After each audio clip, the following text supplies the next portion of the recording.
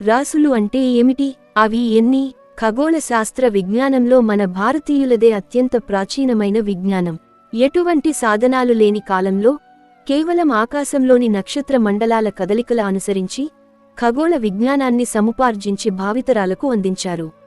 మనం భూమి మీద నుంచి ఆకాశంలోకి చూసినప్పుడు సూర్యుడు, చంద్రుడు మరియు నక్షత్రాలు భూమి చుట్టూ దాదాపు వృత్తాకార కక్ష్యలో తిరుగుతున్నట్లు కనిపిస్తాయి. ఈ ఊహాజనిత కక్ష్య వెంబడి 12 నక్షత్రాల గుంపులను గుర్తించారు. ఈ నక్షత్రాల గుంపులు ఒక్కొక్కటి ఒక్కో ప్రత్యేకమైన ఆకారంలో కనిపిస్తాయి. ఆ ఆకారాలను బట్టి వాటికి పేర్లు పెట్టారు.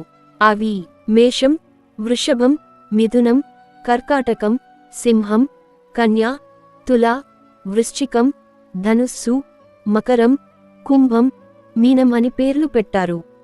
సూర్యుడు ఈ 12 రాసుల చక్రాన్ని చుట్టి రావడానికి 1 సంవత్సర కాలం పడుతుంది. అంటే సూర్యుడు 1 సంవత్సర కాలంలో 12 రాసుల్ని దాటి మొదటికి వస్తాడన్నమాట. అంటే ఒక్కో నక్షత్ర రాశిలోనూ దాదాపు ఒక్కో నెల ఉంటాడు. దీన్ని సౌరమానం అంటారు. అంటే రాశి చక్రాలలో సూర్యుడి కదలిక. మరిన్ని విశేషాలు తెలుసుకోవడానికి పంచాంగం డైలీని సబ్స్క్రైబ్ చేయండి.